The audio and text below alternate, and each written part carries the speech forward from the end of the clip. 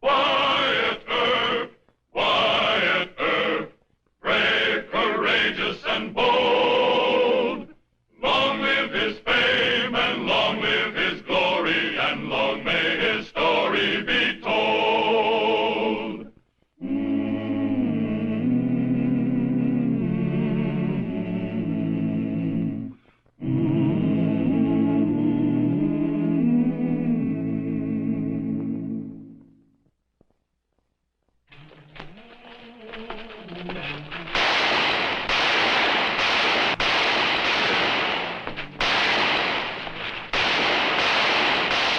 Wichita, Kansas of 1875, there was one subject more deadly than the raids of outlaws or the gunfights between cowhands. Should women be allowed to vote?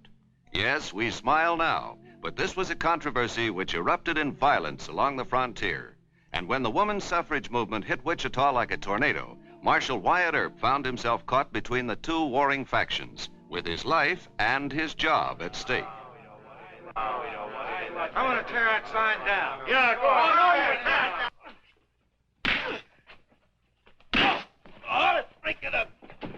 We're both under arrest. What are you arresting me for, Marshal? Takes two to make a fight, Mr. Donovan. Well, we don't want no suffragette from Wyoming telling us folks in Kansas what to do. I'm from Wyoming. We gave him the vote 5 years ago, and it ain't done no harm. Break it up. Oh, he take him to jail. I got it. And the rest of you break it up.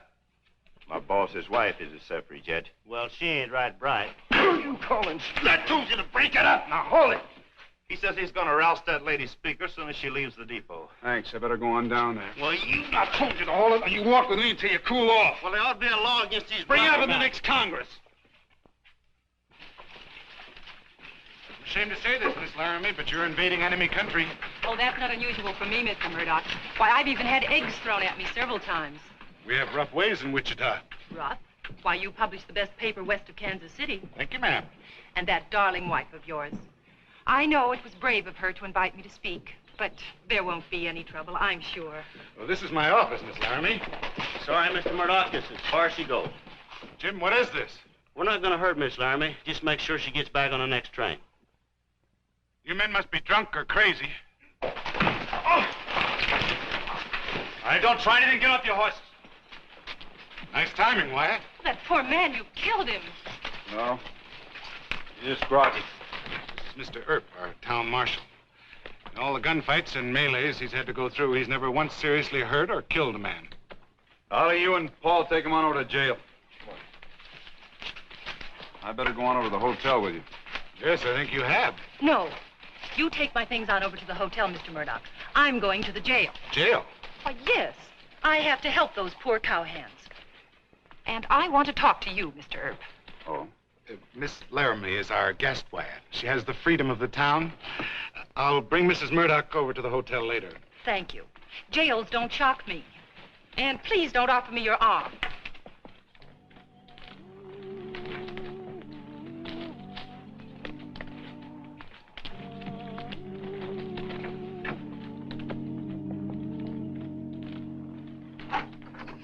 And I can't quite follow your reasoning, Mr. Earp. Those men are simply misguided. Why keep them in jail? Attempted abduction, wearing guns within the city limits. Well, won't you let me sign bond for them? That's up to the judge. Now, won't you please sit down? Look, Miss Laramie, woman's suffrage is a political controversy. It's not my job to take sides. I'm hired to keep order. Oh, a wishy-washy neutral. No, I'm a peace officer. I stop fights and try to prevent cowhands from interfering with you. Now, as to this meeting of yours tonight. Yes? It may start a riot. I think you ought to change the place of the meeting and hold it on the other side of town. Oh, that's nonsense. Wichita is a civilized town. Wyatt! Wyatt, there's a big free-for-all down at Keno Corner. You better hurry. Guns? No, just fist-fighting, Ollie says, but it could turn into a gunfight. Yeah. Well, as you say, Miss Laramie, Wichita is a civilized town. I'll see you later.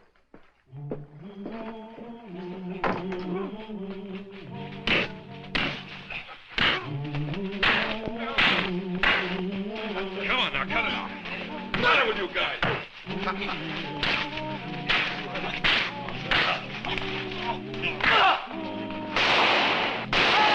Break it up! On the next time I catch any of you fighting like this, you're going to spend 5 days in jail. Now go on, break it up. Go on.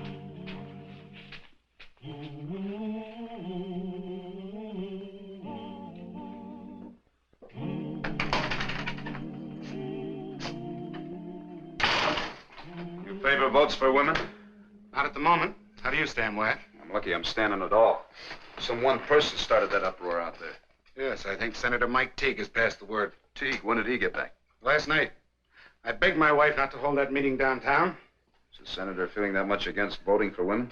If women had the vote in Kansas, Mike wouldn't last long as a politician. Crusty, middle-aged bachelor. His boys could start a riot. Sure. I told Mrs. Murdock. You know what her reply was? She said, we hire men to keep order. If anything happens at the music hall, it'll be your fault. Oh, that's nice. Did you speak to Miss Laramie about moving the rally? I did. No luck. Now I'll go have a talk with the other side of the argument, Mike Teague. Hey, cheer up. What do you got to be so sad about? I have to write an editorial on women's suffrage. I thought being marshal of Wichita was tough. Good luck.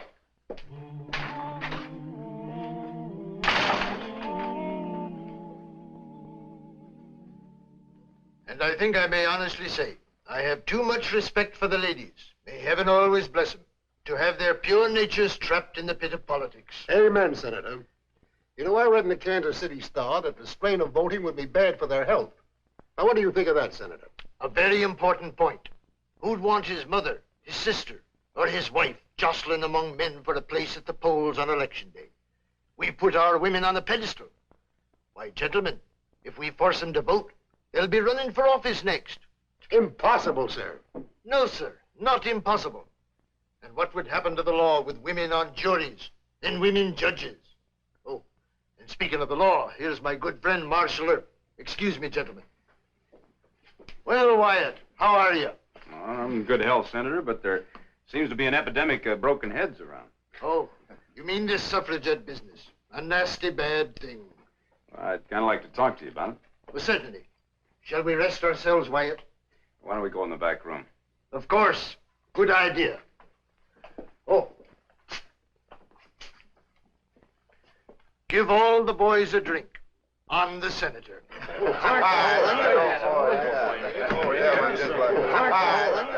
Now, look, it's my job to head off any more trouble before it gets started. The Douglas Avenue crowd would listen to you, Senator. It'd be a big help if you asked the boys to cool off. What do you say? Wyatt, you've made a great record here. I'm proud of what you've done for Wichita.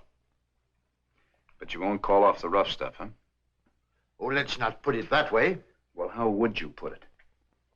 I think she's after starting a riot so she can be a martyr.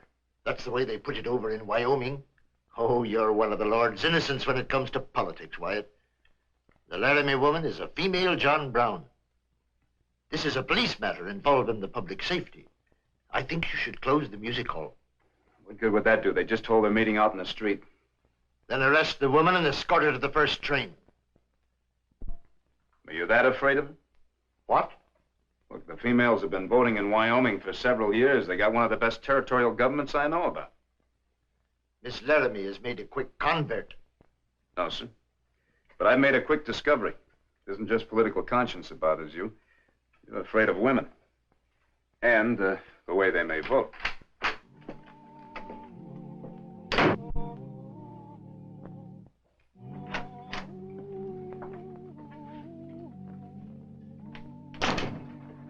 You've been waiting here all this time? Yes.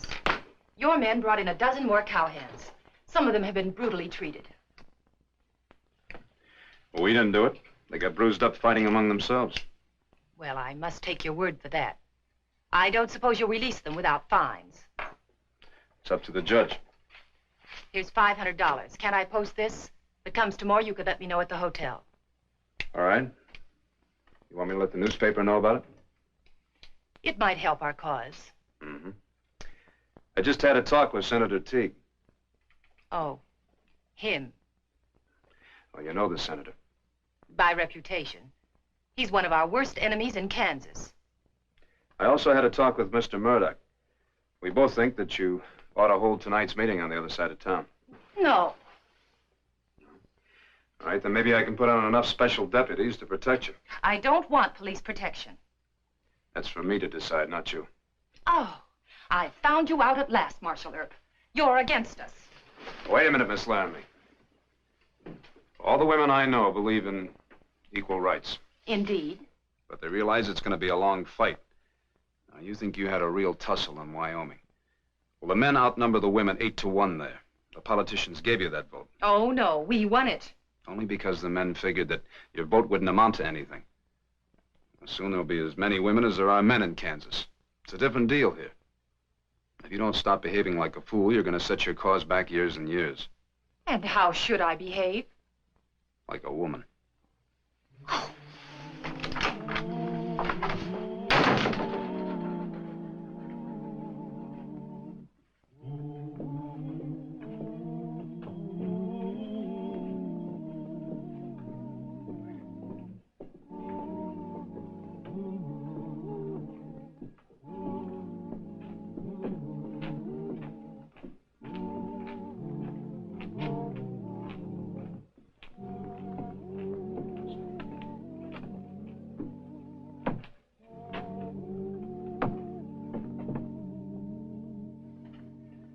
Ollie, in a half hour, I want you and Paul are going over to the music hall. Watch that front door. Frisk every man for guns, rocks, and rotten eggs. I'll have the special deputies inside and on the back door. They'll all be carrying guns inside their coat. Oh, hi, Mr. Murdock. Ollie. Got to talk to you, Wyatt. Look, the special deputies will be here any minute. Why don't you go outside and meet them? Okay. Right. Any trouble starts, I want you to know who they are. Yes, sir. You don't look too happy. What's wrong? That Laramie woman. She's talked the mayor into calling off your plans. What?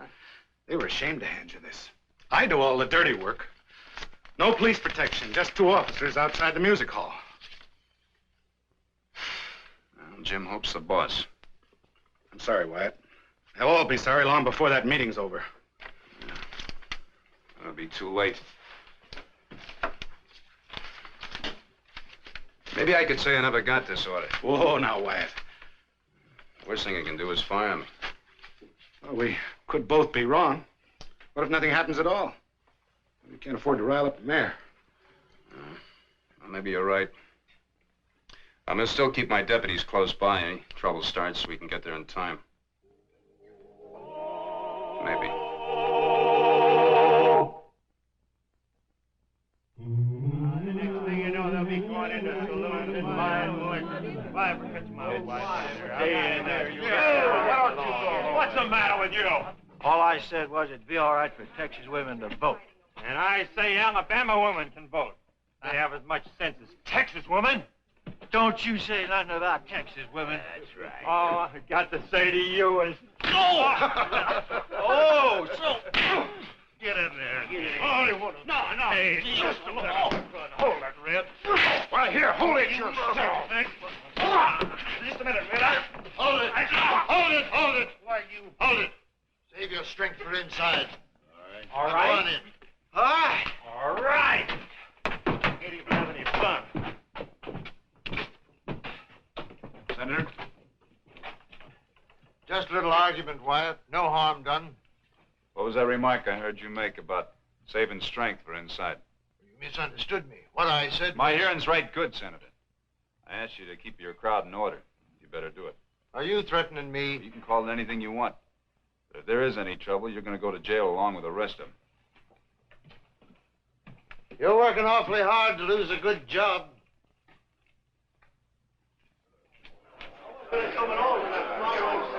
Please, ladies and gentlemen, may I present Miss Joan Laramie, the Joan of Arc from Wyoming. Miss Laramie. Please. I am not a monster. I haven't come here to put the people of Wichita in a dungeon.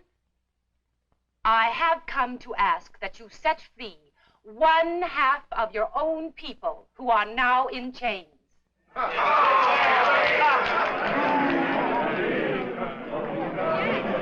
Yes, in chains.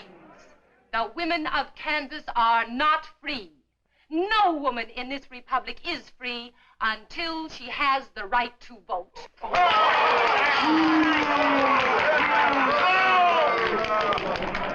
I repeat, no woman is free until she has the right to vote.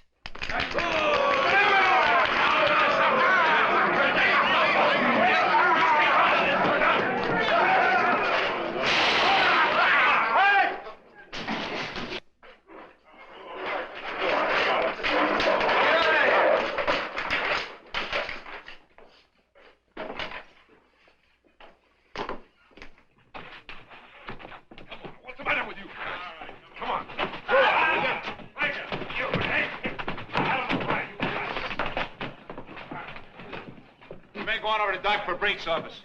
All right, there's a couple of men in there who need medical attention. I know it. I'll send some men over. Hold still, blast you. By rights, I ought to saw your leg off. Why, Doc? Which side you on? Neither one. I believe in taking the votes away from everybody until they prove they got the brains that the good Lord gave a goose. Huh? Stay outside. I got enough in here already. Bleeding pretty bad, Doc. Sit down and wait your turn. Why, Doc, you know me. Sit down and shut up.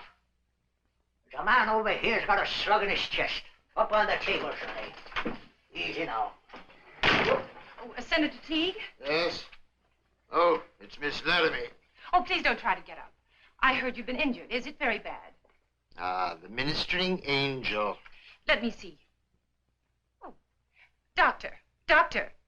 You wait your turn. I will not. Give me a hand, boy. Just hold his shoulder. It's a big wound. Very dangerous. Oh, doctor, this won't do. He needs some stitches. All right, sister. Why don't you go and find a needle and a thimble? Doctor, I am Joan Laramie, and this is Senator Teague. Yes, I know all about it. And a fine howdy-do you both started. Before you know it, they'll be bringing Wyatt in here dead. Let the senator bleed. I'll be all right. Well, a bandage is better than a handkerchief. Is it true that your people started the riot? Well, now, Don't lie to her, Mike. He doesn't have to lie to me. I've made friends of some of my bitterest political enemies. I hold to my opinion. Politics. Talk. That's all you keep doing. While I'm over here working, trying to patch these people up, fixing the voters so they can go to the polls. Hey, it's getting quiet outside. Let me see that wound. You don't need any stitches. Get out of here, both of you. I got men out in that waiting room that need knife and bullet work. Don't tell me they missed you. I was lucky. Senator, can you walk to jail? You're not arresting me. That's right. Come on. Why, You better come, too. We're both under arrest? That's right. On what charge, might I ask? Inciting to riot. You're right, Wyatt. The senator just the same as admitted that his crowd started the trouble. There's a dead man over at the Texas Hotel bar. Come on. Persecution. Persecution. Politics. Oh, every day it's something new. Talk. Politics. How is he coming now? Oh, boy. Politics. Wally? Yes, sir. These two people will be staying with us until I talk to the judge. You can't get away with this, Wyatt. That's for the judge to decide. After you're fired, my friends may hurt you. Well, thank you for warning me, Senator. If you'd like to use my desk to write another speech, go right ahead. No, thank you. Keep the door locked behind me. Yes, sir.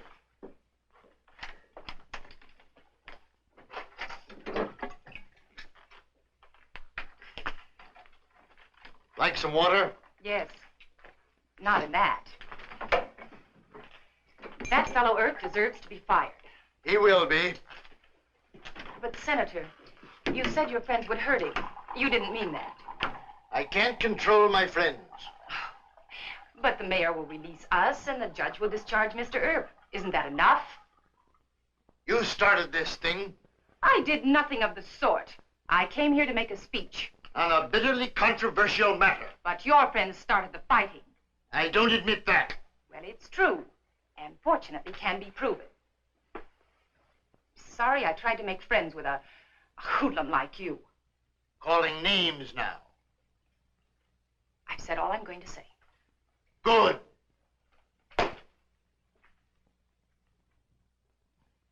This time you may have lost your temper and used bad judgment. I can't understand why you arrested Teague and Miss Laramie. You can't prove incitement to riot against either of them. That's what they did, Judge. I agree with Wyatt. Did Miss Laramie incite the audience to use force? No, sir. Have you any witnesses that will swear that Teague ordered his crowd to break up the meeting? No, sir. All right. Then you'd better release them at once and apologize.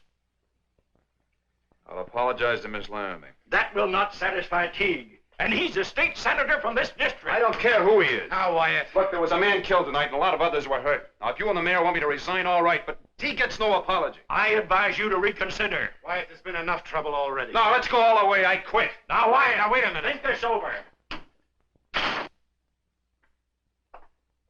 Mayor, you want to talk to you? Come on out here. Your friends? I know them. You heard me turn the senator loose. Wyatt isn't here. You men better go home.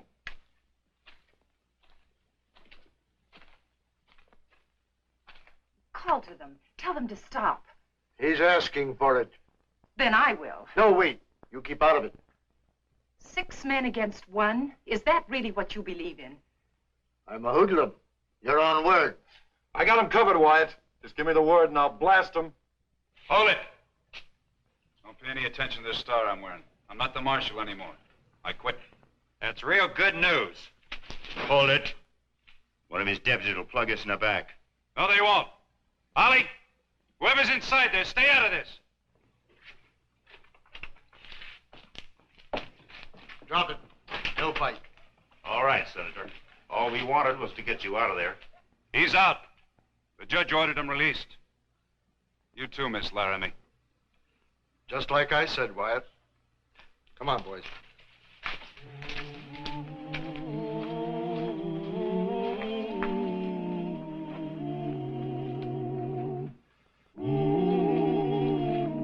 He saved your life. Maybe.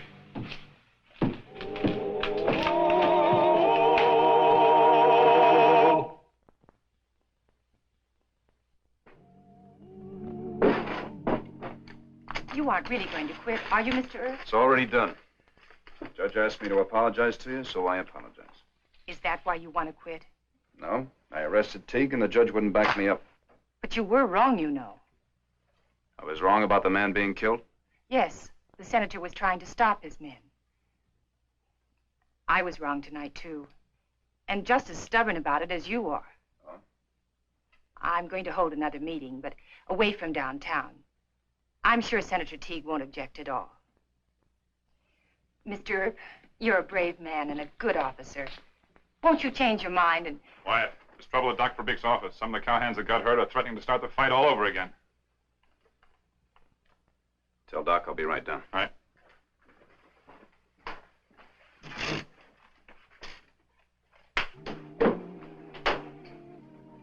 I'll see you at the next meeting. And you know, I really do favor votes for women.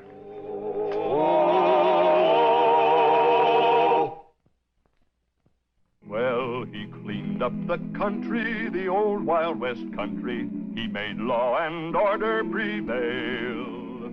And none can deny it, the legend of Wyatt forever will live on the trail. Oh, Wyatt Earp, Wyatt Earp, brave, courageous, and bold. Long live his fame, and long live his glory, and long may his story be told. Wyatt Earp, Wyatt Earp, brave, courageous, and bold. Long live his fame, and long live his glory, and long may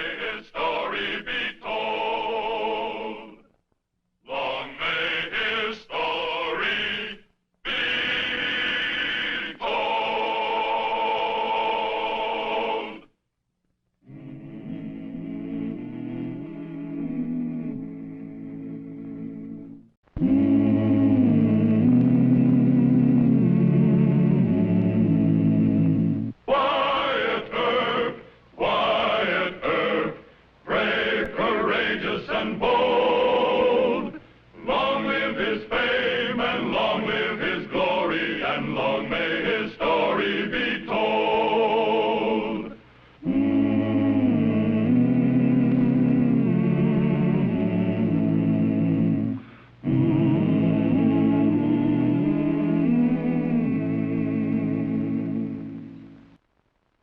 The friendship between Wyatt Earp and young Bat Masterson began in Ellsworth, Kansas. It was interrupted when Bat went off to school and Wyatt became Marshal of Wichita.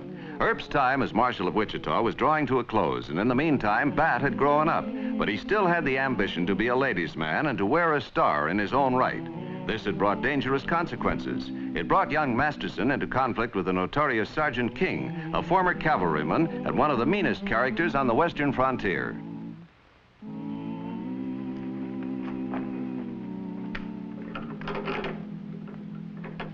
And now I'll show you how to put some English on the cue ball. English? Yeah. Now watch. You hit the ball just a little off center, like this. Now here's another little trick. Now this time... Hello, Amy. No, it was a kid. I'm Bat Masterson. Who are you? He's Sergeant King. Amy's my girl. Or perhaps you didn't know that. Look, please, Bat doesn't want any Shut up. trouble. I'll let it pass this time, Sonny. But if I catch you sparking around her again, I'll... Look, you don't own Amy. And you don't boss me. No? No.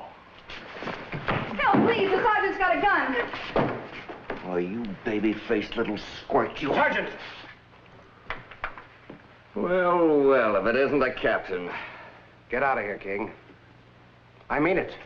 You can't order me around. I'm not in the army no more. Look, just let me get my guns and... No! I can still put you under arrest. Want me to do that? Look, I'm not fighting you. The next time I catch you with Amy, I'll gun you. Now get out.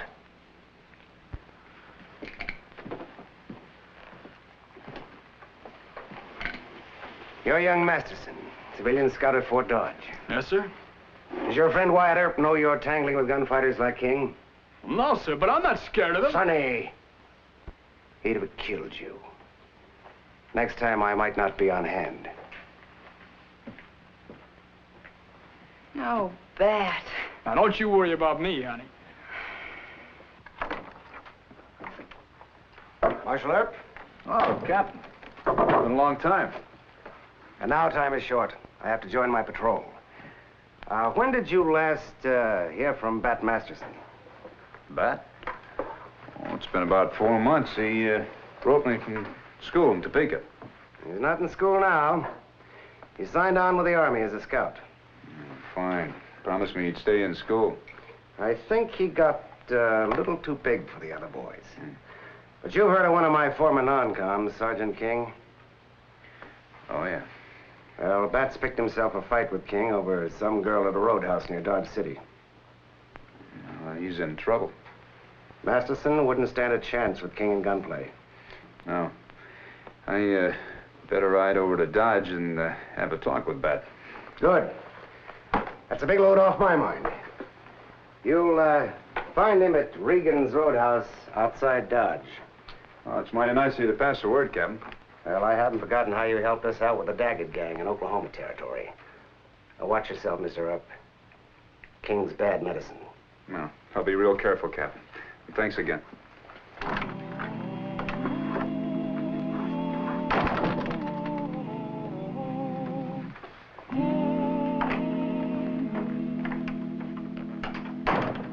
Here's your leave of absence signed by the mayor. Any objection? Yeah, he hollered his head off. I think he suspects folks over at Dodge are trying to hire you away. No, nothing like that. Just personal business. I'll be gone about 3 or 4 days. You'll be acting marshal. Just follow the regular routine. Wyatt, I don't mean to get personal, but you going against trouble? I might be. The instructions for returning my body to Illinois are in the drawer there. Give me a hand. All right.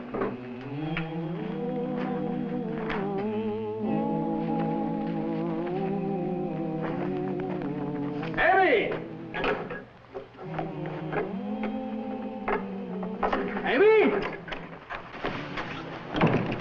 What's the matter? You look worried. I am. Is Sergeant King after you? Well, he better not be. Oh, now, honey, you promised not to bother yourself about that fella. He's jealous, that's all. He thinks he's a lady killer. He's a man killer, Bet. Ah, forget about King. I'm hungry and it's time to eat. And the Army wants me to go north and be a scout with General Custer. He's going to put old Sitting Bull in the sack next spring. Nah, but I'm going to stick around Dodge. Get me a job as a deputy marshal. Well, would that pay more than scouting for the Army? Oh, 2 or 3 times the money. Let's see, I'll get my share of all the fines. And counting what I'll win gambling, well, I'll make my pile so quick we can get married. I haven't said yes. And I wouldn't ask you, Amy. Not until I can give you pretty clothes and a living with some style to it. Oh, you talk real sweet, honey. But I still think you should stay with the Army. Why? Well, because it's safer. You got the whole government on your side. Now, there you go again, worrying about me. Well, I know it hurts your feelings when I say it, but you're still a kid. And you're so old. Well, I'm older than you are, and I've learned enough to know that... Who's a stranger? It's Wyatt Earp. Hello, Mr. Earp. Mr. Masterson? I meant to write you, but things move so fast I never got around to it. You on your way to Dodge? No. Who's the young lady? Oh, excuse me. Miss Amy Pelton, this is Mr. Earp. As good a friend as I ever had. Well, I guess heaven must have sent you. I've been so worried I was on the verge of writing you myself. Now, Amy, I don't... Would you talk to him? See if you can talk some sense into his stubborn head? Well, I'll just be in the way. Excuse me. I just couldn't stay in school. They had something called algebra. It's tougher than going against sawed-off shotguns, so I left. Yeah, well, let's talk outside. Yes.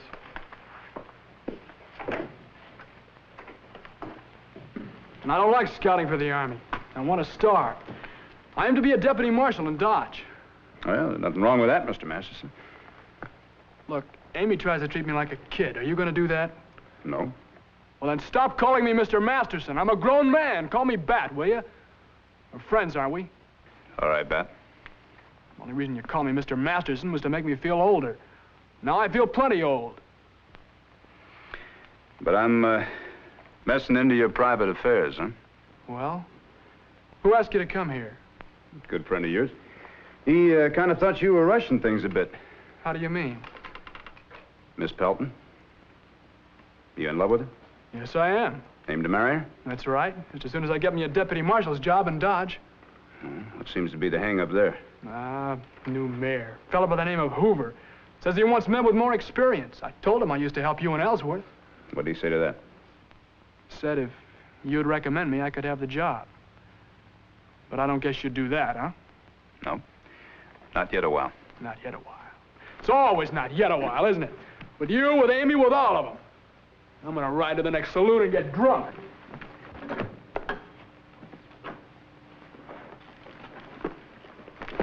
Come on. Dad? Dad, stop. Come back. Oh, you better go after him. He'll try to pick a fight with Sergeant King. He'll be killed. Easy now. Well, didn't he tell you? King threatened to gun him if he didn't stay away from me. And King'll do it. He's a terrible man. He's not going after King. Told me he was going to ride over to the next saloon and get himself drunk. Oh, well, he won't. What makes you so sure? Well, that's one thing you taught him not to do. He was just trying to worry you. I tried to teach him a few other things, too. Yes, I know. About women. He told me. Offhand, I imagine Bat can be quite a bit of trouble. Well, he is. Sergeant King was after me, and well... Used Bat to discourage King, huh? Yeah, I guess I did. Look, I know it's awful rough out here for a girl, but still... You think I should have picked on an older man? Well, all right. You be my hero. You see? Fellow won't stick up for a girl unless he really likes her. And Bat really likes me. And besides... Come on inside. No, you go on in. Hold it, Amy. Where's Masterson? He's not here. That's right. You're both lying. Your name, King? Now, who are you? Earp. Wyatt Earp, Wichita. Miss Pelton and I don't like to be called liars. Now, you get on your horse and get out of here. You can't wet nurse that kid forever. He keeps away from her, or I'll kill him.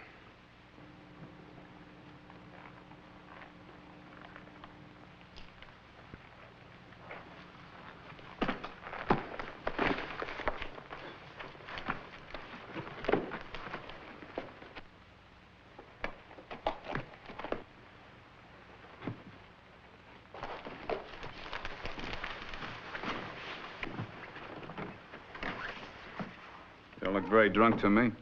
I changed my mind. Stop acting like a 10-year-old brat. I saw you running over King. He's my trouble, not yours.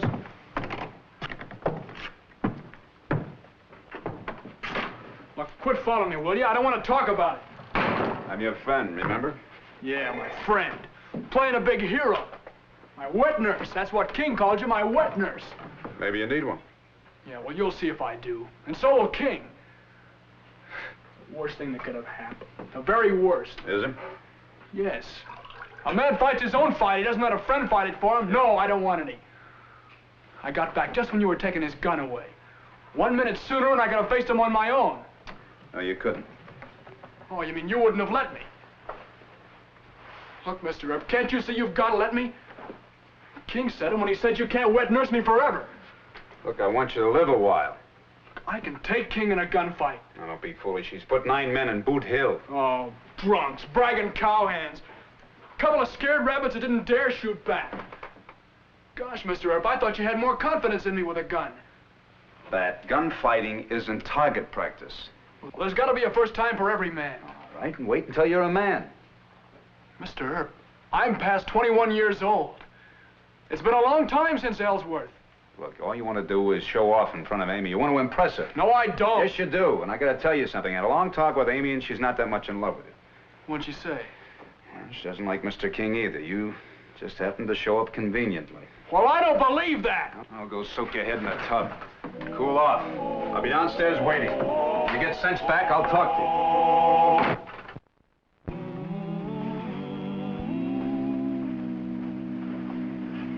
What'd Bat say?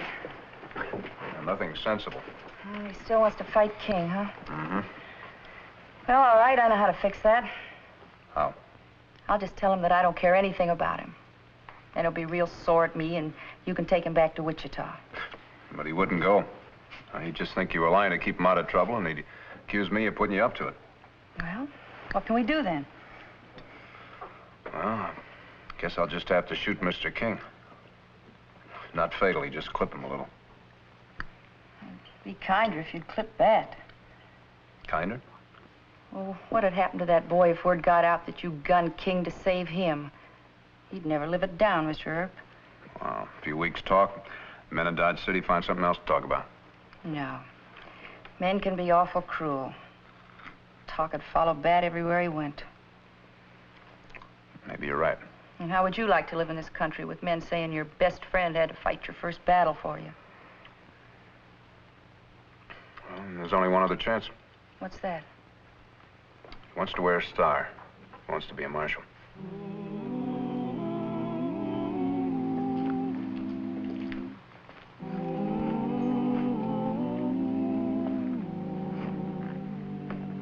Traveling? That's right. Dodge City. I'm disappointed. Oh, sure.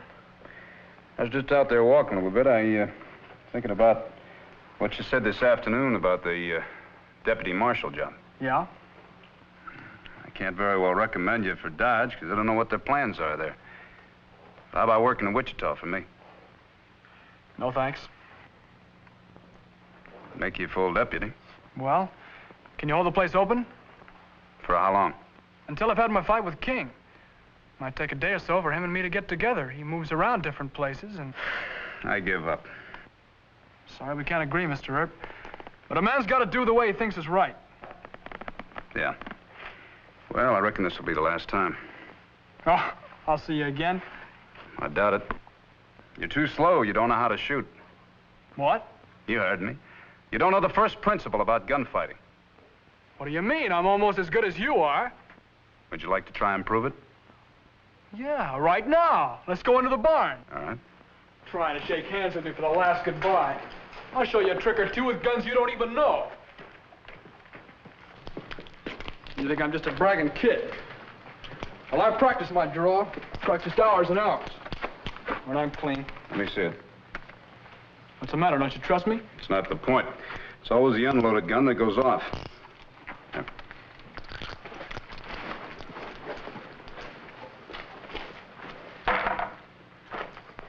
All right, anytime you're ready. Oh, wait a minute. You're too far away. King will move in close on you to make sure. Come on. That's it. Hold it right there. All right. Draw. Hold it. Now, you see, you lost a lot of time reaching up for him. Now, you lower your gun belt until the grips just touch the palm of your hand as they hang naturally. That's it. Now, we'll try it again. This time I'll stay close to you so I can see what you're doing. You ready? Yeah. Keep your hands down. Well, that's pretty good. If I'd have missed you or hadn't hit you in a vital spot, you could have gotten the shot off at me. Well, I didn't claim to be as fast. I said almost as fast. You're plenty fast enough, but you telegraph. Telegraph? Mm-hmm. A gunfighter who hasn't had too much experience usually starts the draw with his eyes. He either blinks them or narrows them and lets the order that his brain has given to his hand show in his face. And the shoulder muscles tense, and his hand usually just makes a little move to get closer to that gun grip. You mean I did all those things? Well, any one of them would be just enough to give King 1/10 of a second on you. But your main fault is that you're watching my hand. Well, aren't you supposed to watch to make sure the other man is really going to draw? Well, don't you worry about King. He'll draw. Now, you never mind his hand. You just keep your eye on the spot you want your bullet to go. Now, where do you want to shoot King? Well, just shoot him. I hadn't thought about exactly where. I guess I'll hit him in the shoulder. That's what you do. But just where in the shoulder? Well, right here. No. No, a shoulder shot is aimed just a hand's length. Right here, from the breastbone. You hit just below the collarbone. Now, the bullet paralyzes the brachial plexus nerve.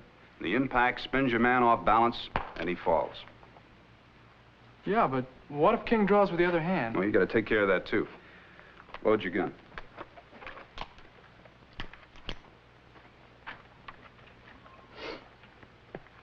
I'm going to draw this shoulder high.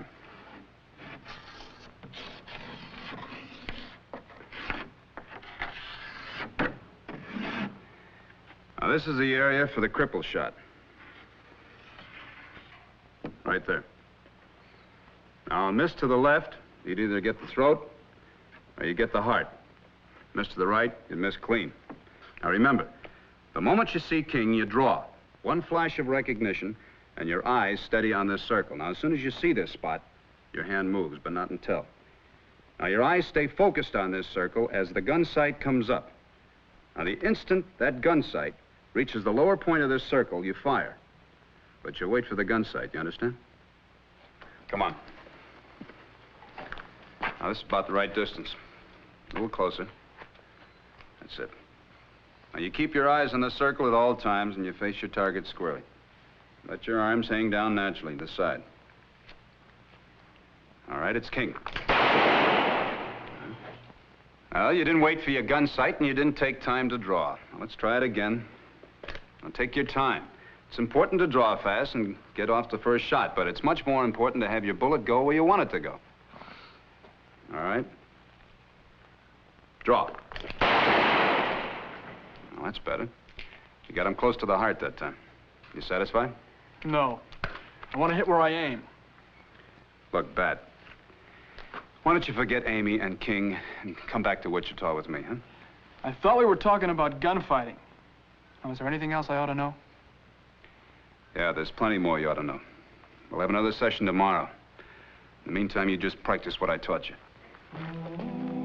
All right.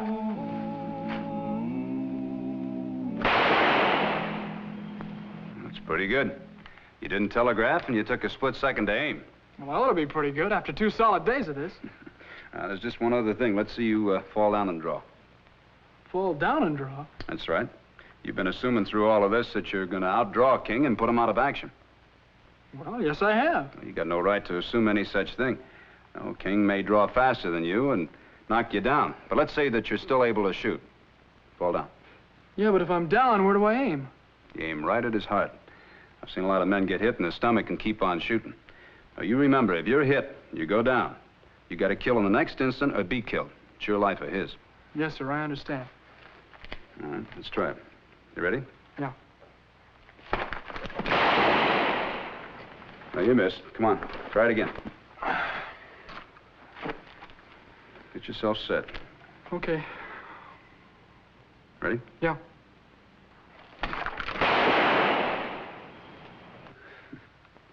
That's good.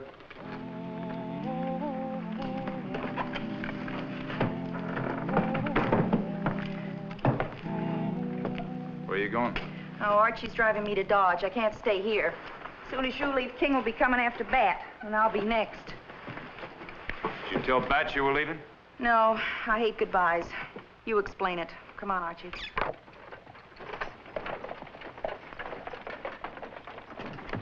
That's Amy. She left. What'd you expect? She's afraid of King. Yeah, but running out on me. We talked about getting married. She knows I wouldn't let You King... never did have much sense when it came to women. Now, why don't you wake up? Amy's just a good-time gal. Gunfight isn't her idea of a good time. You were foolish to credit Amy for being any more than what she is. She'll always run away from trouble.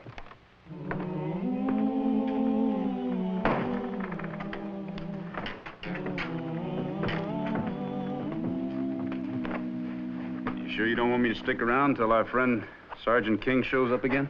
No, I don't. School's out. Probably haven't learned a thing. Well, if I haven't, that's my funeral. I still think you ought to come to Wichita with me. That tame old town? You should be ashamed to stay there. Oh? Yeah, but you'll get fed up with Wichita. You'll come to Dodge. That's where all the excitement's going to be. Well, maybe I'm too old. Oh, yeah. Can I hold a stirrup for you? You just remember one thing your old man Earp taught you.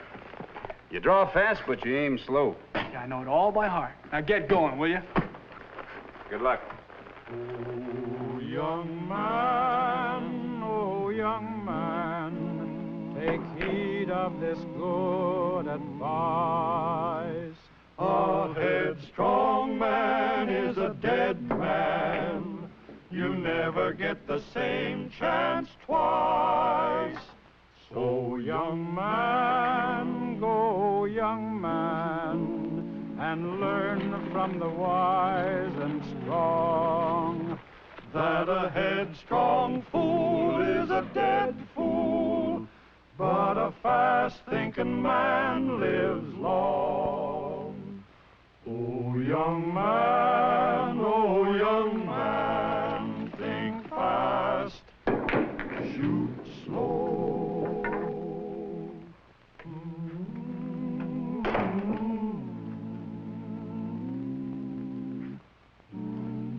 Where's Amy? Not here. But you're here.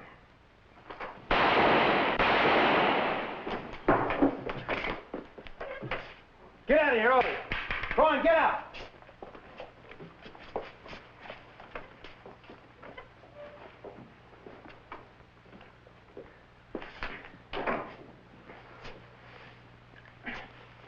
All right, Mr. Masterson, you got him. I did? Completely. I feel awful sick.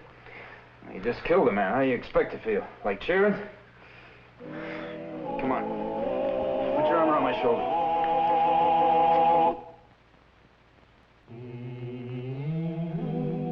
Will we be able to travel, Doc? Good. I want to take him to his folks. No. I still want to be a marshal. Now, look, that leg's got a long time to go before it's going to be well. It's going to be months before you're going to be able to walk. When you are able to, I want your first job as deputy to be with me. You mean I made it? Mm-hmm. You made it.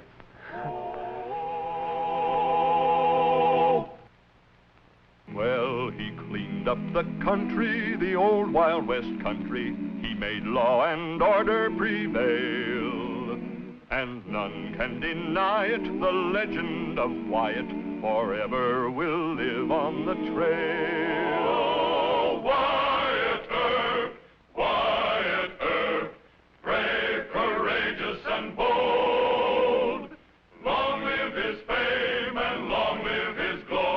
and long may his story be told. Long may his story be told.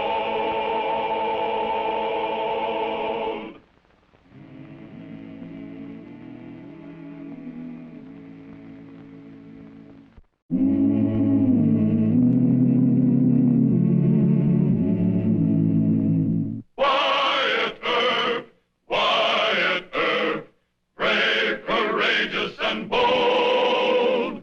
Long live his fame, and long live his glory, and long may his story be told.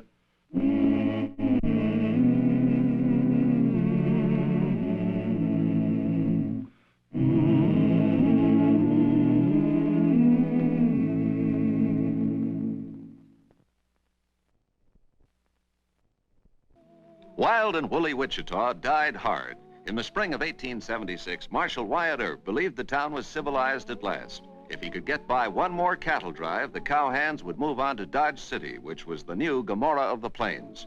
But Wyatt discounted too much the forces of cowhand hatred and vengeance. A lot of men whom Wyatt had buffaloed or thrown into jail were determined to have one last fling in Wichita, come rain or snow. Here, I help you, Mr. Push. Oh, good. Now, you try.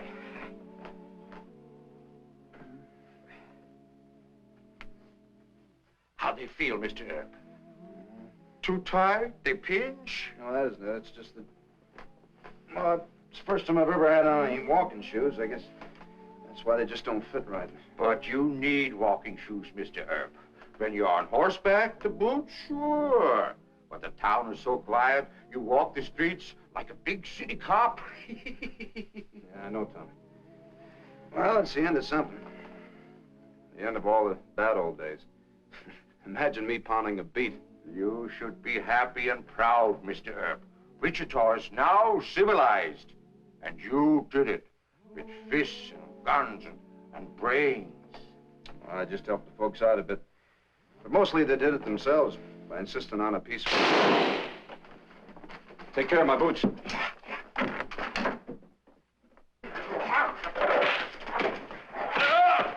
Don't lose your temper, Ori. Don't lose your temper. I ain't bad, hon. I'm gonna start hitting them pretty soon. No, Ori, please.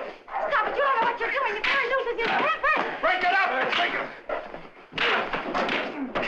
Break it up! Break it up! Why don't you fight your own fight? Oh, Matthew! Stop it, Ori. Put him down. Throw him out the door. Put him down, I said. All right, hon. I only lost my temper for just a second, hon. You want me to arrest him, Mr. Taylor? No, he doesn't. Get out of here, all of you. That means you too, Mr. Earp. Oh, Mildred don't mean that. You can stay. He's the law, and we make friends with the law. Ain't that what you told me, hon? The law, yes, but not Mr. Earp. I'm sorry, but his cousins don't like you. Oh, that's a secret. It's all right. I know who your cousins are. You do? Mm-hmm. Man and Clements, Joe and Jip Clements, John Wesley Hardin, among others. Doggone it, hon. And you ran Manham Clements and Wes Hardin out of Wichita. Well, the fat's in the fire, Ori. I guess we have to leave town. Excuse me, that dinner roast of mine will burn. Excuse me. Why do you think you're going to have to leave town, Mrs. Taylor? You started an honest business. You got a right nice place here. Thanks. Look, I'm not going to tell anybody about your family connections if that's what's worrying you. The word will get out somehow. What if it does? Ori's the Clements. I got him away from them, but once folks know who we are, there'll be trouble. Once the Clements, always the Clements, I reckon. How'd you find out? Your father wrote me. Oh, You want me to run Ori out of town. that sounds like Papa. Well, why didn't you order us to leave? Well, what he wants doesn't make any difference to me. Besides, folks can't always choose their relatives on either side. Now, you and Ori are welcome to stay here in Wichita as long as you obey the city ordinances. That's mighty decent of you. How come the Clements talk so mean? Oh, I don't talk mean, honey. I like Mr. Earp real good. You know, that roast of mine ain't even singed. Well, I'm glad to hear that. Maybe I'll stop back for supper. Say, you be our guest. What I mean is, Mildred and me won't charge you nothing. Now, no, there was a fight at lunch, and there'll be another row at dinner. Some cowhand won't like the way Ori cooks, or he'll get fresh with me, and Ori will lose his temper, and then... No, I won't, hon. I promised her if she'd marry me, well, there wouldn't be any more killings. I don't even keep a gun. You stick to that, Mr. Taylor. We're all trying to have a law-abiding town here in Wichita. Yeah, that's what we heard. I give you my promise you'll get police protection. You're going to surround this place with deputies? No, just myself. I'll stay out there in the kitchen where I won't be too obvious. I'll see you all later. Oh, honey, Mr. Earp means it. Just think, I'll never have to lose my temper again.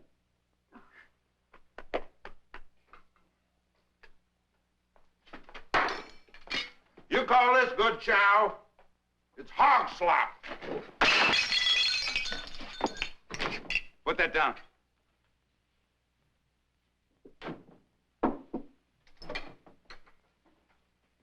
Now, who threw that?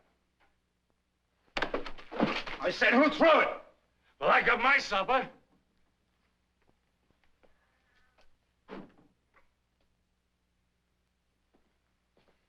You get a mop and clean that up. Use her, I'll use your head for a mop. Now, Ori? Oh, it's all right, hon. No temper. Ori! Yes, sir. I'll have roast beef, medium rare. Yes, mister. Now, let's all sit down and have a nice, quiet dinner. Shall we?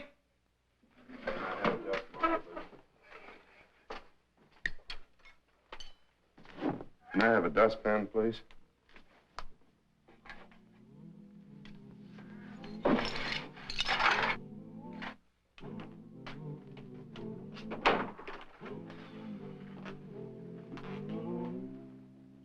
Who's he? Oh, he's one of a bunch of drunken cowhands creating a disturbance outside that new cafe. It was pretty early in the morning. They were all standing out in front shouting at Ori Taylor to come on out and feed them breakfast. I just locked the rest of them up. Any of them packing guns? Yeah, this one was. That's why I kept him out here. I thought maybe you might want to talk to him. No. I spoke him on peace disturbance, threatening with a deadly weapon. Drunk on the streets. All right. Come on. Inside. Come on. Come on. I don't know why you're taking up for these Clements. Ori and Mildred aren't Clements. They're trouble, Wyatt. Oh. Why should they be? She broke with her own father to marry him, and Ori wants to run an honest business. What's wrong with that? Romantically, nothing. But practically, it's stirring up a hornet's nest.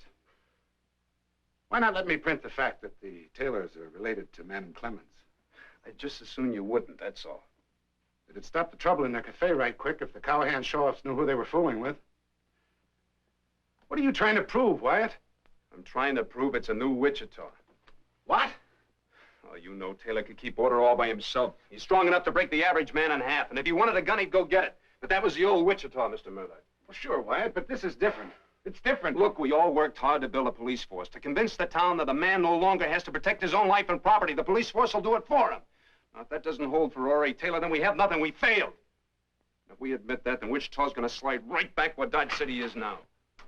Wyatt, there's more trouble down at the new cafe. What's wrong now? I don't know, but the woman sent word for you to get down there right away. I'll see you later. Get a shotgun.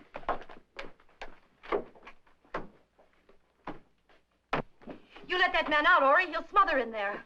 No, Mr. Earp's going to settle this. He can't settle it. The madder you make that man, the more apt he is to talk. Can't you see that, you big stupid? Well, I don't care if he talks, honey. He threatened you. He's just a town tough. He can't do...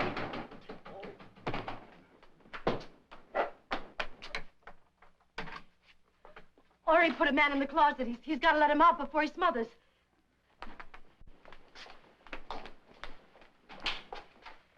Who started the row?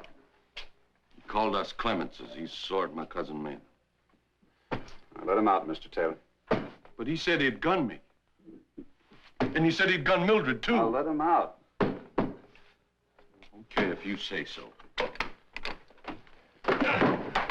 Take it easy. You'll be all right, Jack. You know him? Jack Minto. I've had him in jail a couple of times. Since when you pal up with Clemenses?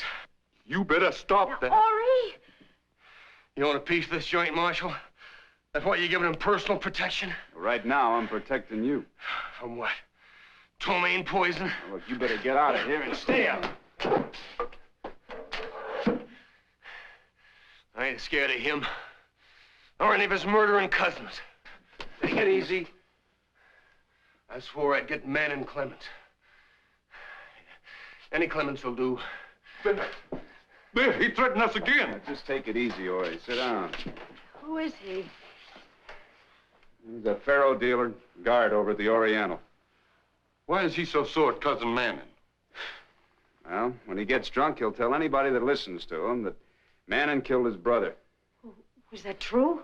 I don't know. But I never killed nobody. Why don't he go after Manning? He's scared to, I think. Oh, it's no use, Ori. We can't stay here. We'll have to sell out and move further west. Guess so, hon, but it don't seem hardly fair. Why can't a man live in peace? I like to keep good control of my temper. I like to cook things real nice and watch folks sit down and enjoy themselves and eat, all friendly like. Mister, why can't a man do that? He can, Ori. No, he can't. Now, look, don't worry. I'll run Minto out of town. Now, you two go on, prepare lunch for your customers.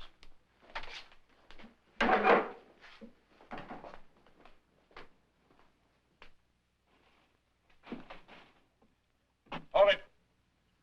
Stay here. Your time's up, Minto. What? I'm doing you a favor. You better get out of town if you want to stay healthy. You can't scare me. How much is that big idiot paying you to protect him? You tired of living? You go against Ori with a gun, you'll break it over your head. Sure. He stops bullets with his Now, look, I don't want to see you in this town 6 hours from now. If I do, it's going to take all the splint stock Fabrik can find to prop you up.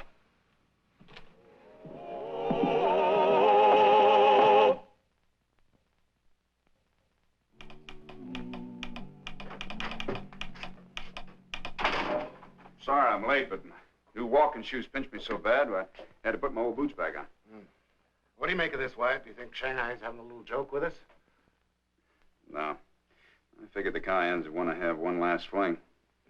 Goodbye, Wichita. Hello, Dodge. Yeah, but as Shanghai says, if nothing happens to make them sore, well, they'll behave all right. Something always happens to rile the cowhands. Shouldn't you swear in some extra deputies? Nope.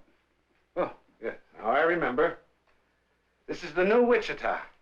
That's right. Wyatt, I've been your friend a long time. Best friend I got in Wichita. I'd like to speak honestly. As a friend, a newspaper man. There'll always be trouble here. Cowhands hate you, and they hate Wichita for keeping you in office. They just don't realize or won't that you're not a killing marshal. Well, I get offers every day from Mayor Hoover and Dodge. You're not leaving. Well, that wouldn't end the trouble. The cowhands would still hate Wichita. I'll tell you, Mr. Murdock, nothing stays the same. The cattle shipping business has moved on to Dodge as far as... Marshal Earp, thank heaven. Minto's hiding in an alley in back of our place with a gun. Minto, I told him to get out of town. Oh, hurry, or he might lose his temper, and then anything can happen.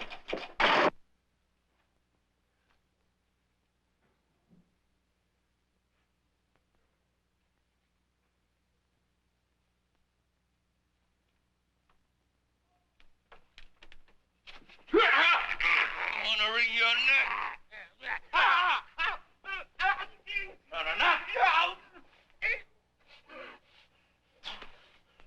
Stop it, Ori! Let go! No! Ori! Did that man... No. I had to hit him. He wouldn't let go.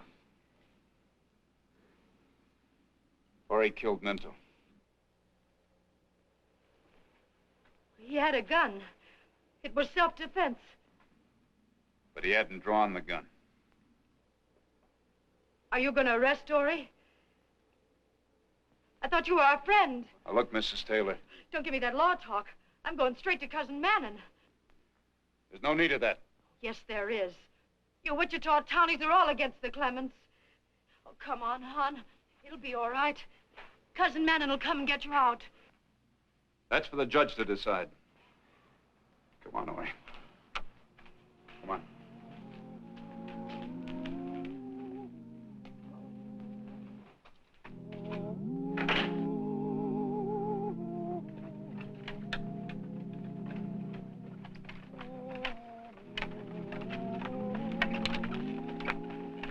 You looking for someone? I'm Mannon's cousin Mildred. Where will I find him? Right over there.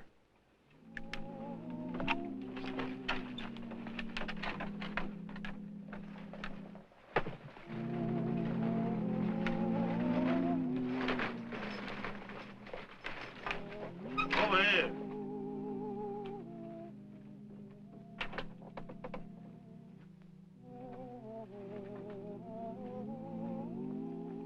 You alone? Yes. I know you don't like me, but Ori's in bad trouble. How bad? He killed a man. Wyatt Earp put him in jail. Well, I'll be...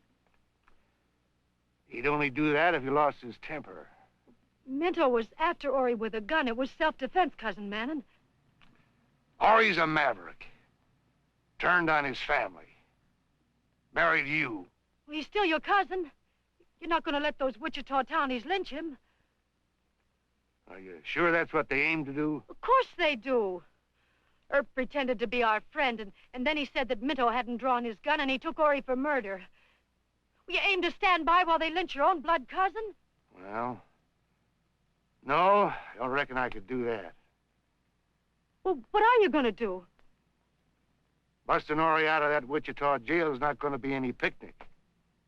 I'll have to get a lot of boys. You will come and save him. Well, not on your account. Now, you get along back to Wichita. Yes, sir, Cousin Mannon.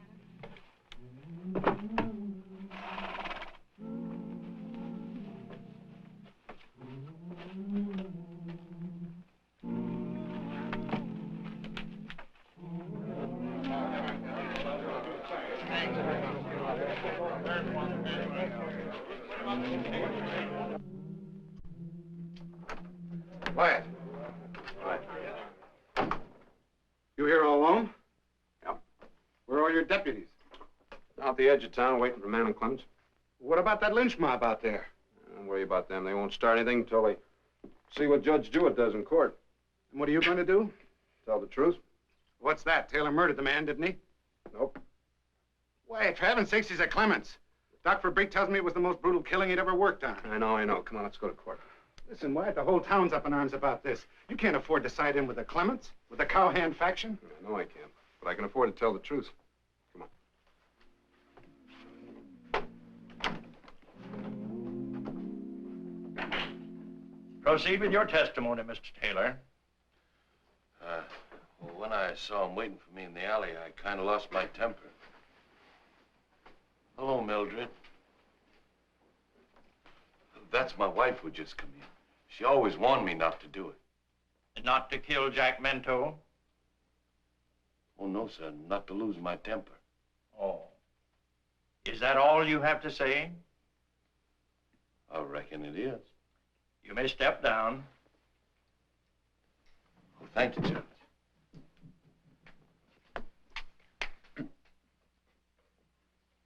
Marshal Earp? Yes. You go ahead and lie about us and see how much good it'll do you. Order. Quiet, young woman. Proceed, Marshal Earp. Well, I haven't got too much time, Your Honor. There's a lynch party outside, and I think Man and Clements is on his way here with a gang of cowhands. Does that disturb you, Marshal? No, sir. Good. And I think we have time for you to tell the court the whole truth. Well, sir, in the first place, I can verify everything that Ori Taylor testified to. Minto did threaten to kill Ori. I was there. So I ordered Minto to leave town.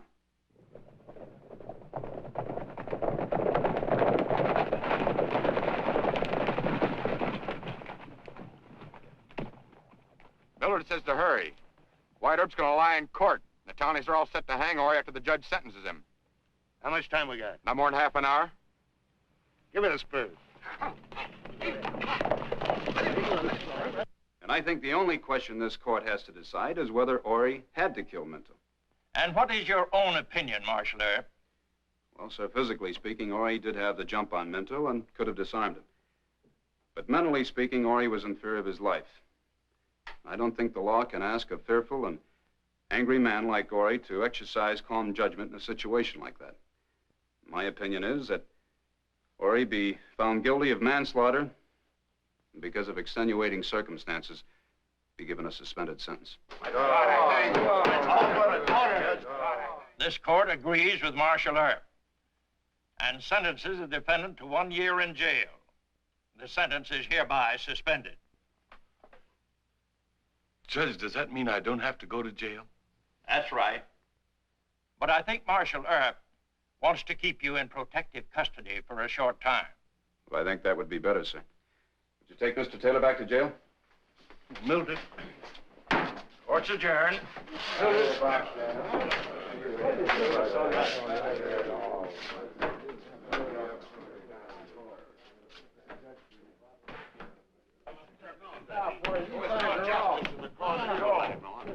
Hey, take him to the jail. Let's get over there. Hold it. I thought you men wanted a civilized town. Well, you got one, whether you want it or not. Now, maybe you're the last of the old Wichita wild and woolies. Maybe you'd rather die than act decent. All right. All of you in favor of dying, make your play.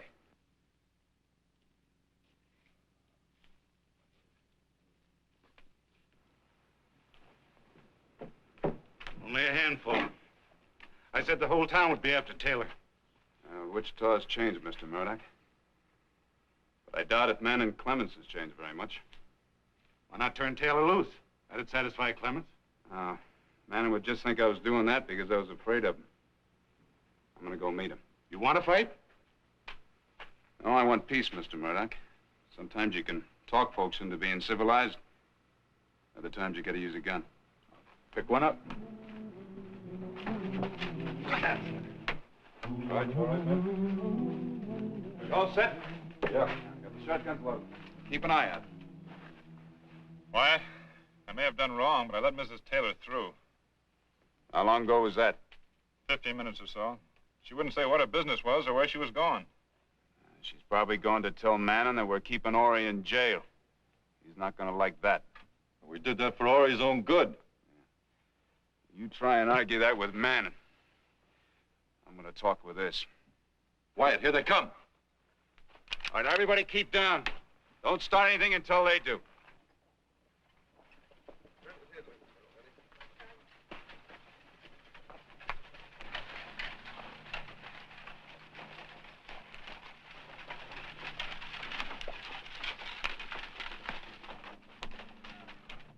She says you told the truth.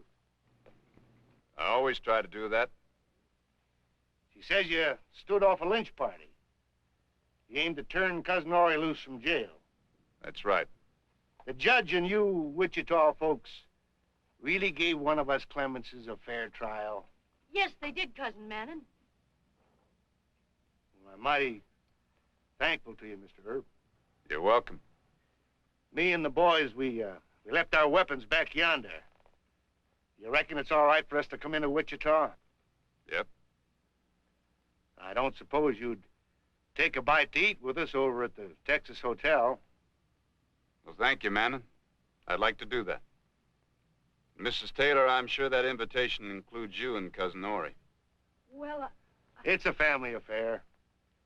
You're kinfolk. Does seem like there's something more I could do. There is. You can tell the cow camps that Wichita wants peace. They'd listen to you, Manning. I'll do that, Mr. Earp. All right, everybody grab a box. Move them out of the way. Mighty nice of you, Mr. Earp. All right, yes, sit down.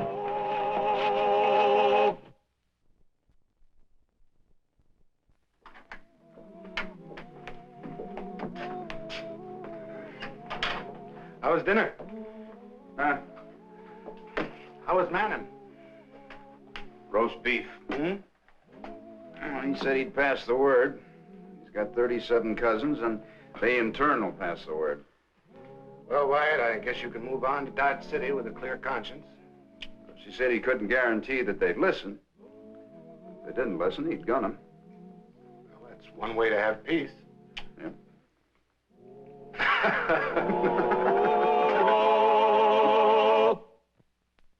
Well, he cleaned up the country, the old Wild West country. He made law and order prevail. And can deny it. The legend of Wyatt forever will live on the trail. Oh, Wyatt Earp, Wyatt Earp, brave, courageous, and bold. Long live his fame, and long live his glory, and long may his story be told. Long may his story be told.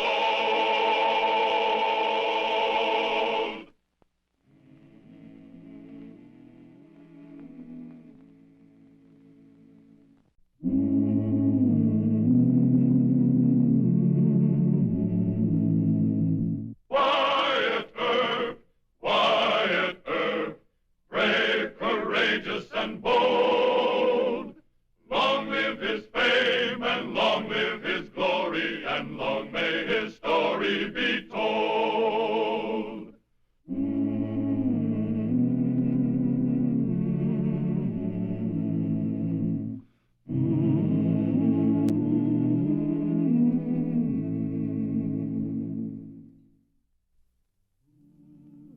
As the gypsies have roamed alien lands through the ages, so they ventured early to our western frontier. For the West was horse country, and the gypsies were horse traders, and sometimes horse thieves. The day came when Wyatt Earp had to decide which. I don't come all the way to town unless it's important. You know that, Bud. Another good horse disappeared last night. It belonged to George Ariz here. Tell him what happened, George. I sent the horse into town after supper with my wrangler, Casey. He stopped to light a cigar, and a man wearing a mask clubbed him. When I come to, the horse was gone. That's the 7th good animal that's been stole this fall. Now, George and I called you men together to decide what we're going to do about it. Well, what about the law, Bud? We're paying this Marshal Earp pretty good. This marshal ain't located one of your stolen horses. When there wasn't any law at all in this country, we knew how to handle horse thieving. And I'm one who ain't forgotten. Do you have any idea who's responsible? Sure.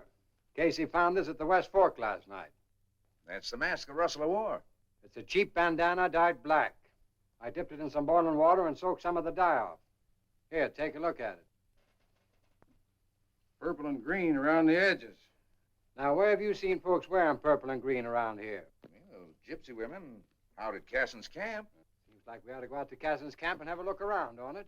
If George Iron's horse is out there, we might just knock this around some gypsy's neck. That ought to take care of horse rustling around Wichita for a while. That was our idea in calling these men together, wasn't it, George? That was our idea. All right. Let's go out the corral and get our horses.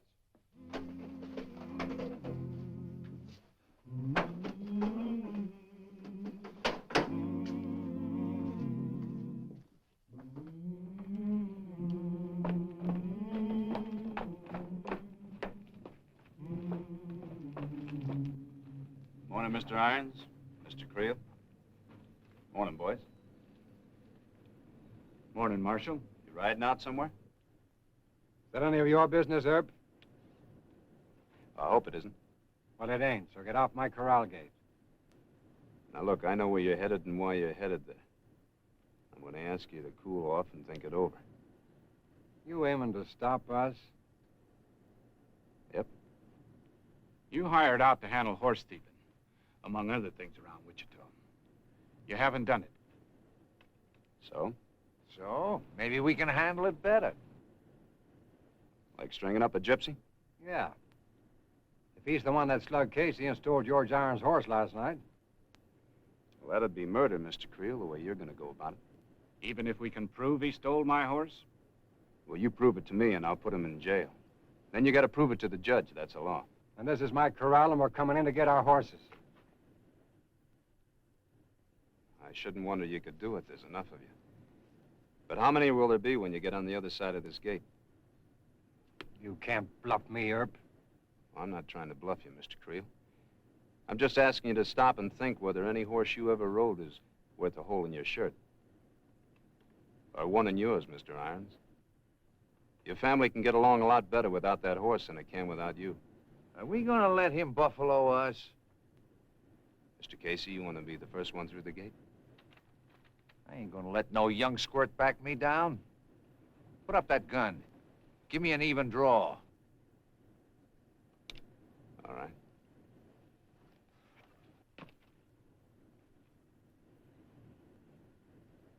Go ahead.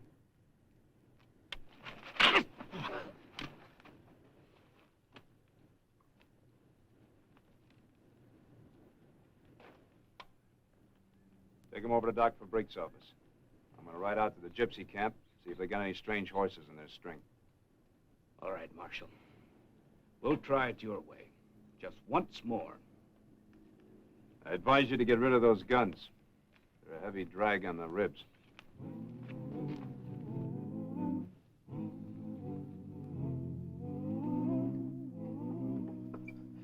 Garçon.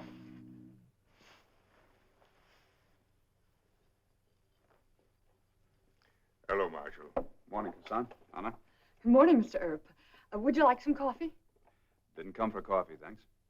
I'd like to talk.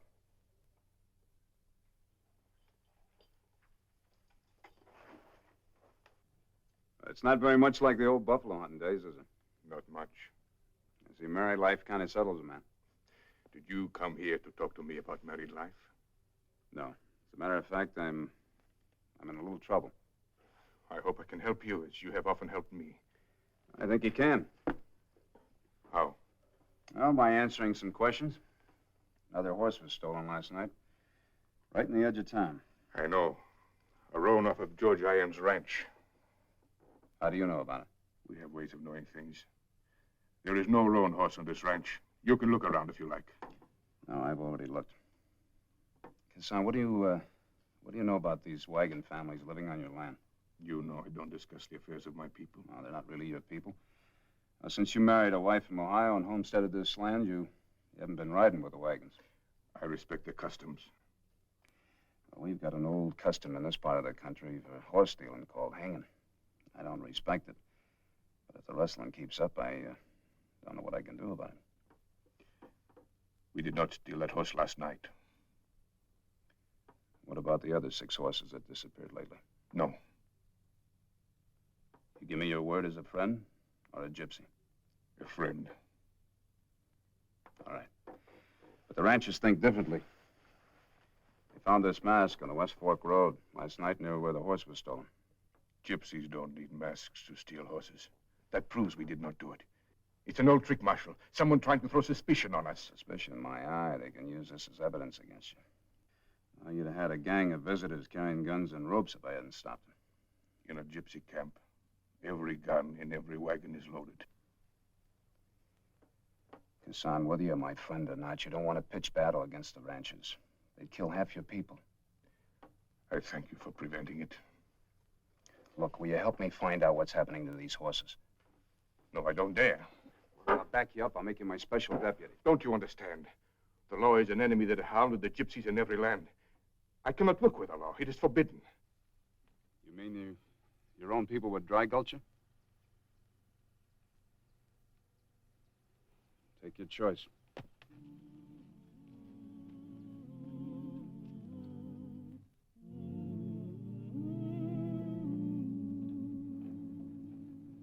Here he comes.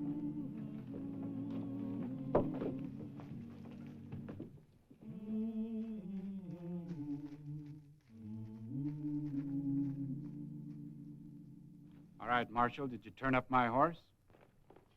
Casson said he didn't steal any horses. We know all about you and Casson, Earp. He's an honest man. You back to gypsies and we go on losing horses. Is that it? No. But since we don't know where to go to find the rustlers, maybe we can bring the rustlers to us. Try staking out a couple of good animals. Decoys, eh? That's right. Close by town where I can keep my eye on them. Might work. Nothing else has. Mr. Irons, will you lend me a couple of your horses for the job? Why 2 and why mine? Because you raise the best stock in Kansas and because we got to stake out something the rustlers can't resist stealing. And the marshal's office is going to be watching them? Yep. Then you better use somebody else's horses. Hold it. I don't think you meant that, did you? I don't think you meant that I'm in on any deal that might lose you your horses. I don't recall saying you were in on it, Earp. But I do know valuable stock's been disappearing, right under your nose. Make you feel any better if I appoint you special deputy for the job? I've got a ranch to run, Earp. What about your wrangler, Casey? He's been with you for over 9 years. You ought to trust him. Casey, you heard the marshal's proposition. Want to work with him a couple of days? Sure, why not? Make it a crack at whoever slugged me. All right. Now, it's to your men's interest to keep this quiet. So keep it among yourselves. All right.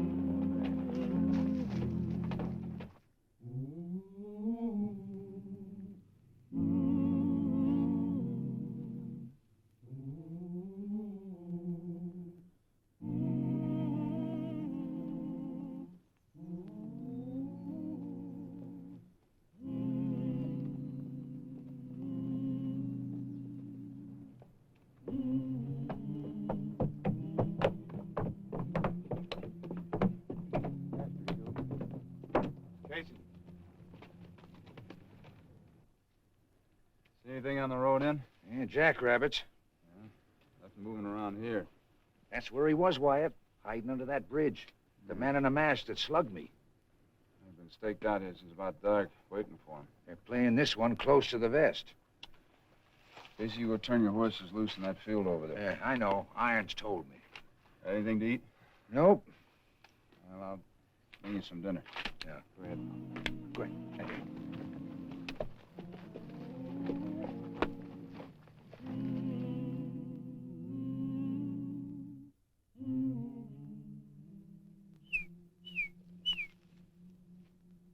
Bud Creel. Come on in. Any sign of him? Nope. The Dutchman wants you in town, Herb. Some cowhands that get included in this place. You want to watch with Casey? I don't need nobody. I'll watch till my night stage goes out, just after midnight. I'll be by later, Casey.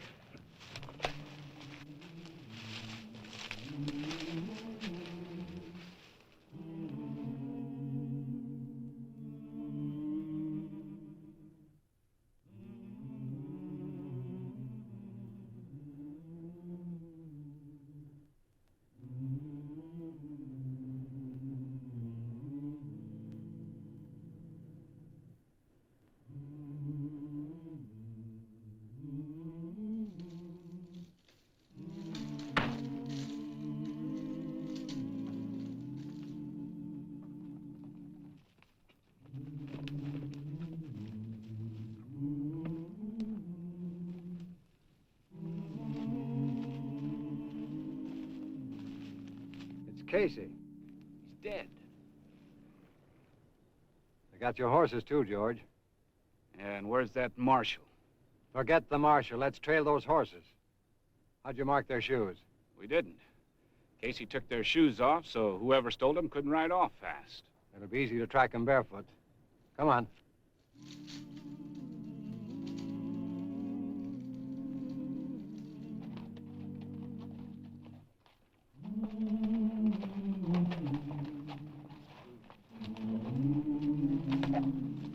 Look at those tracks.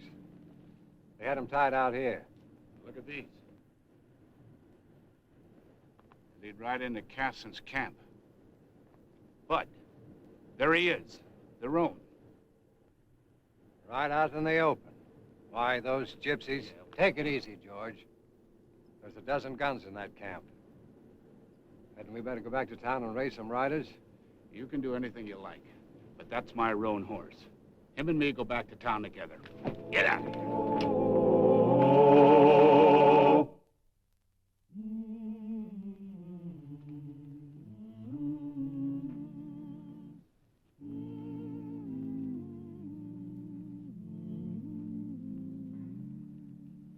Don't go near that horse. We'll have trouble. You two go on back to town. What are you doing here? Earning my wages. I found Casey dead about an hour ago. Tracked your horse to Casson's waterhole.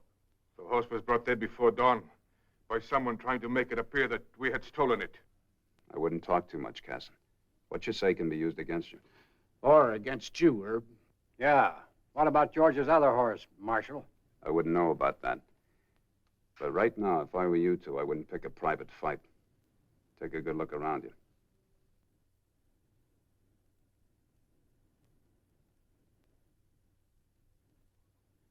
Do they think they can take my horse? Hold it! They think Casson's being framed by the law. Casson, tell your people that I'm not going to frame you, that I'm your friend. And tell them if they gun us, half of Wichita will be out here on a run. They'll shoot them like sheep, burn their wagons. Shut up, Creel.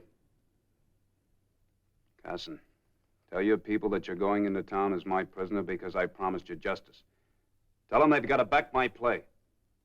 Because with that horse being found in your camp, if you don't go in town with me, I can't keep you from a lynching. Vayata con los pados. Vayan las pistolas. Grjngo!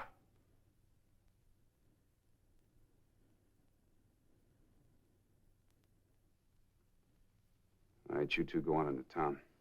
We'll be right behind you.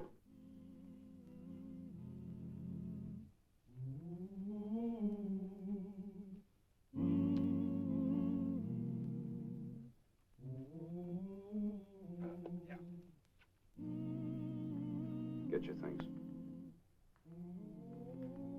Casson, trust me, it's the only way.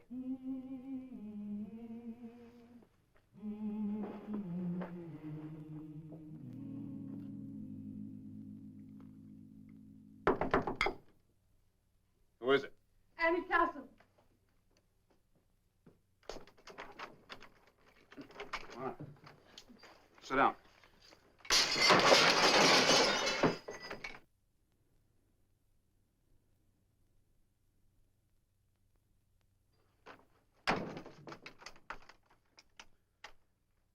Took a big chance coming here tonight. Gypsies aren't too popular. I thought the town was asleep. I was not going to be sleeping on this one. Oh, no, I'm sorry. I can't let you see Casson. Oh, I understand. I had to bring him his supper. He'll only eat gypsy food.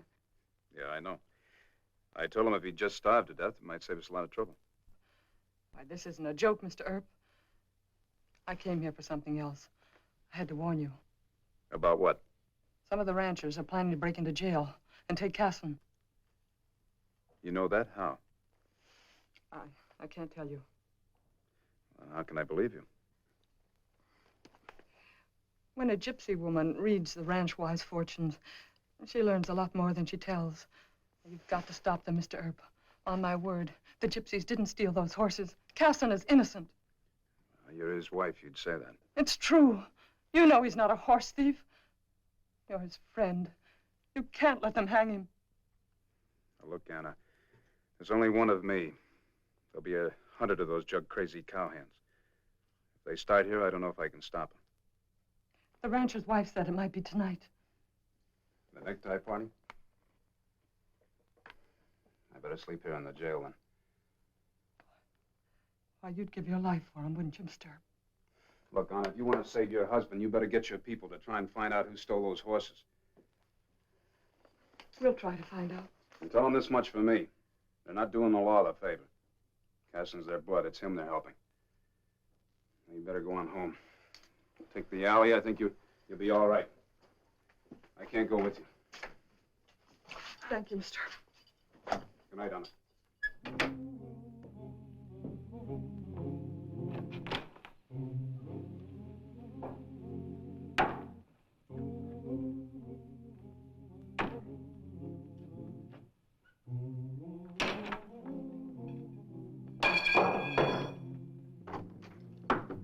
Why?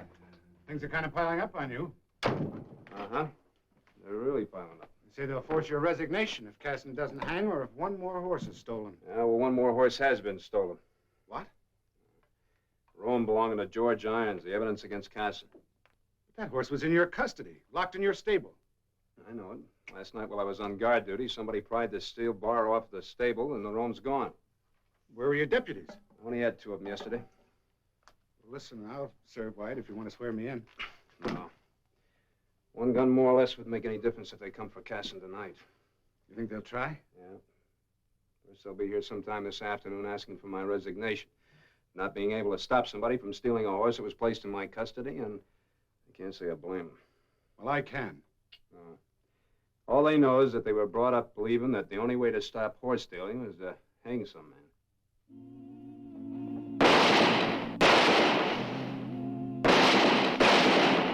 They're breaking windows, trying to decoy me outside.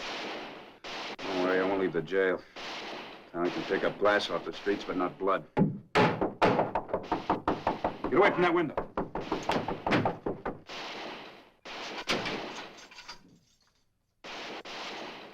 Open up! Who's there? It's me, Murdock.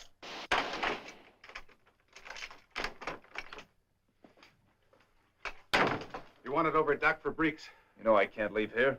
It's Cassin's wife. She's hurt. Some drunken cowhand turned over her wagon. She said she's got to talk to you. You stay here. Lock the door behind me. He's leaving the jail. Keep your eyes on him. I'll report to Bud Creel. Go around the back.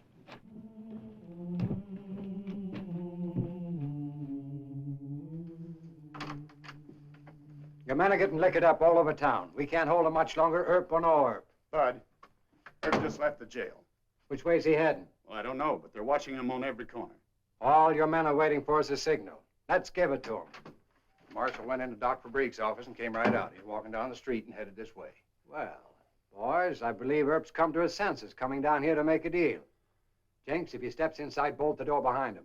I'll go out back and lock my stable door. Then we'll have him boxed while the hands go to work on the jail.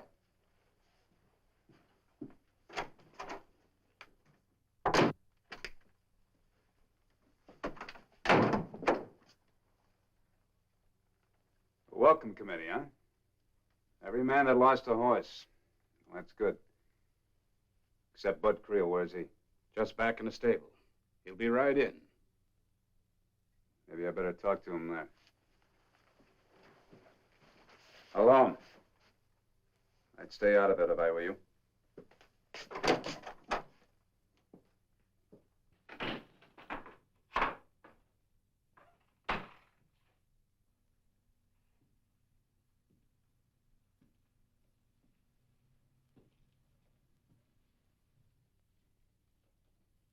Well, Mr. Earp, so you're quitting on your gypsy partner. No, not just yet. What'd you come down here for? Resign or make a deal? I came down here to get George Irons' horse. You mean the one someone stole right out of your own stable last night? You stole that horse, Mr. Creel. Me? That's right, you. Only you hadn't had time to run him out of town yet. He's accusing me of rustling those horses. That's right. You hid him out here in this stable until your night stage left. Then your drivers ran him south. That's how all your stock has been disappearing, gentlemen. Right down the open trail on Mr. Creel's stage run. At night and under harness, where nobody'd ever think to look for a stolen horse. You've got no proof of that, Earp. I guess you'll be surprised to know I got it from the gypsies. From the gypsies? That's right. Last night, they spotted your 2 stolen horses at Creel's first relay station south. I just got the word. And you take the word of a lying gypsy? That's no proof. Proof's right under our nose. Only we couldn't see it.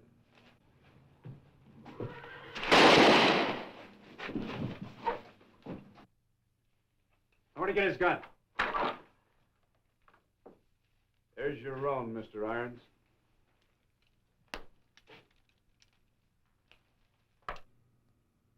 He killed Casey, then he sent those 2 horses of yours out of town, pulling the night stage.